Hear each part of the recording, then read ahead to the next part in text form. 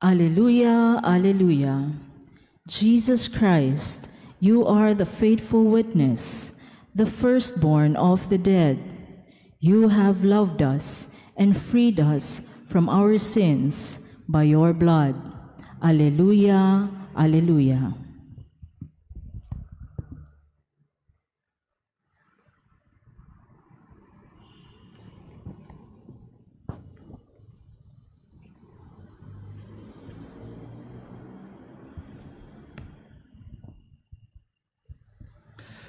The Lord be with you. And with your spirit. A reading from the Holy Gospel according to Saint Mark. Glory to you, O Lord.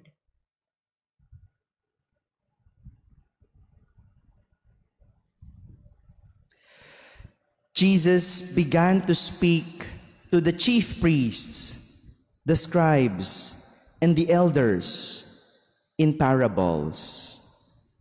A man planted a vineyard, put a hedge around it, dug a winepress, and built a tower. Then he leased it to tenant farmers and left on a journey. At the proper time, he sent a servant to the tenants to obtain from them some of the produce of the vineyard. But they seized him, beat him, and sent him away empty-handed. Again, he sent them another servant, and that one they beat over the head and treated shamefully. He sent yet another whom they killed. So too many others. Some they beat, others they killed. He had one other to send, a beloved son. He sent him to them last of all, thinking, they will respect my son. But those tenants said to one another, this is the heir. Come, let us kill him, and the inheritance will be ours. So they seized him and killed him, and threw him out of the vineyard. What then will the owner of the vineyard do? He will come, put the tenants to death, and give the vineyard to others. Have you not read this scripture passage? The stone that the builders rejected has become the cornerstone. By the Lord has this been done, and it is wonderful in our eyes. They were seeking to arrest him, but they feared the crowd, for they realized that he had addressed the parable to them. So they left him and went away. My friends, the Gospel of the Lord. Praise to you, Lord Jesus Christ. Good morning, my dear brothers and sisters. Good morning po.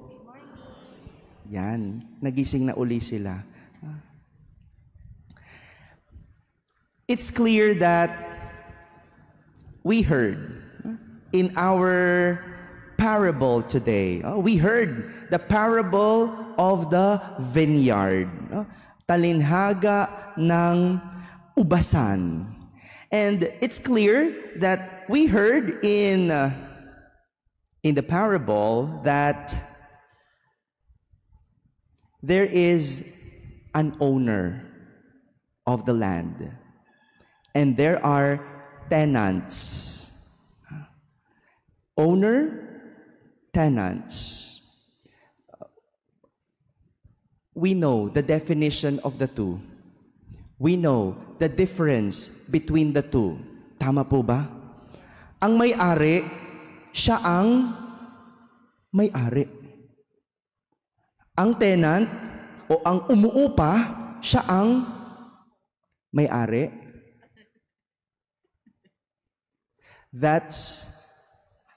how the tenants acted in our parable. The owner was so generous enough to prepare his land to be leased para ipaupa. No? He planted a vineyard, he put a hedge around it, dug a wine press, and built a tower. Kumpleto. Ang kailangan na lang magtatrabaho. Trabahador. The owner is looking for tenants, workers who will work on the vineyard. And he found tenants. Nakahanap siya. But in the end, the tenants did not give the share of the owner. Sa huli, pagkatapos mong pagkatiwalaan, pagkatapos mong paupahan, pagkatapos mong ibigay ang lahat, nung hinihingi mo ang parte mo, ayaw ibigay sa iyo. That's the attitude of the tenant. Look at that. Look at that. Kung sino yung umuupa, siya yung umastang may-ari. That's the sad part. At yung may-ari, siya pa yung tila nagmamakaawa na ibigay yung kanyang parte. Nagpadala ng mga alipin na maniningil. Pero anong ginawa ng mga tenant? Pinagpapatay, tinaboy, pinaalis. At kahit yung kaisa-isang anak, pinatay. Iniisip nila, yun ang tagapagmana. Look at how people at times think. Baliktad na mag-isip ba ang mga tao sa panahon ngayon? And this is the problem. When we do not know ourselves, we fail to show the right attitude. Huwag na tayong lumayo. Ganyan din sa panahon ngayon. 'Di ba? Ang may utang, siya pa ang matapang. Ang pinagkakautangan, siya pa yung nahihiyang maningil. Sa pamilya, ang magulang, siya pang dapat tila sumunod sa anak. Yung anak, siya yung parang magulang. Ito ang gusto. Ito yung kailangan. Baliktad. Ang magulang, malakas pa, umaasa sa anak. Bakit ganon? Sa trabaho, nagagalit ka dahil inuutusan ka.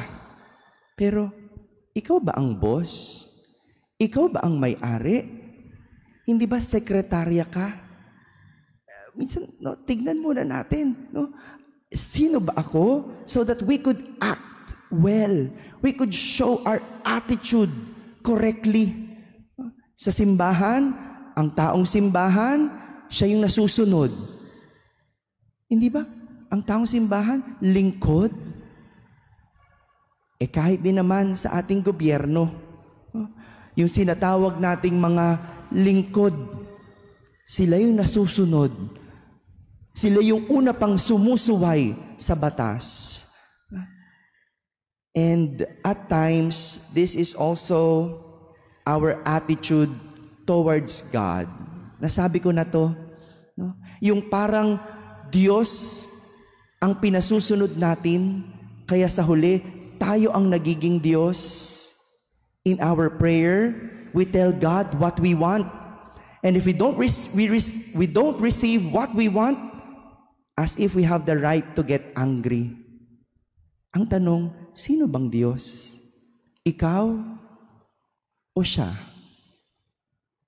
Lito ba ang tao o hindi alam kung sino? My dear brothers and sisters, when we do not know ourselves, we fail to show the right attitude. And so we should know ourselves so we could show the right attitude. In the end of the parable, the chief priests the scribes and the elders felt that the parable was about themselves. O hindi ba? Tama?